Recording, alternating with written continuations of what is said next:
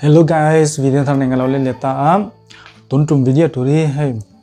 hair conditioner le hair mask kan mamu tak em kan samtan hian hair conditioner le hair mask tel lo po hian kan sam hi engting ye lo mang tikha kalo suidona chuan he video hi interesting don lu tuga khongai takin atira trai to thlengin lo en la ilong poi ni chuan like le subscribe community sakam che tunai lo tanang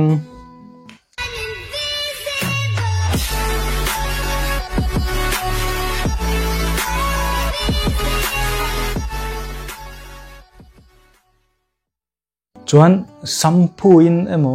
tuin emo isam ilu isu reng khan e photo mi ang hian kan sam hi hetiang hian first layer cuticle khan loin open thin ni loin hong thin ani mo hetia kan sam I first layer cuticle in hon khan samdang nei khan ai nek boi ta thin ani mo shampoo chaw lu isu khan kan sam khan lo rawanga sam khan lo chianga bal te halo ludanga sam lo rawanga chumi chu pumpel tur chuan hair conditioner le hair mask kan lo mamu ta ni kan sama hair conditioner le hair mask kan apply kan sam alo smooth anga lo tlenga lo nunga lo hriselanga on first layer cuticle pokha aloin kharanga loin close anga chon bal khalo lut thailo don ni sam khalo chedon lo ani chuan kan sam pH balance scale pokha 5.5 vel 5 point vela acidic lama kan controlling kan maintain theinon ta ni kan sam acidic lama khan alo hriselanga alo nunganga alo tleanga alo stronganga chuan sam thatak sam hrisel thatak ilo nei thei pha don ani chu wangin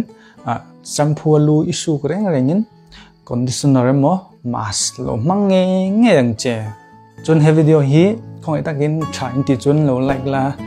lo share bok la lo subscribe la notification bell kha lo on la chun ka video thar ber te kha lo lang zelanga in lo en bat theyanga zona nei tan khan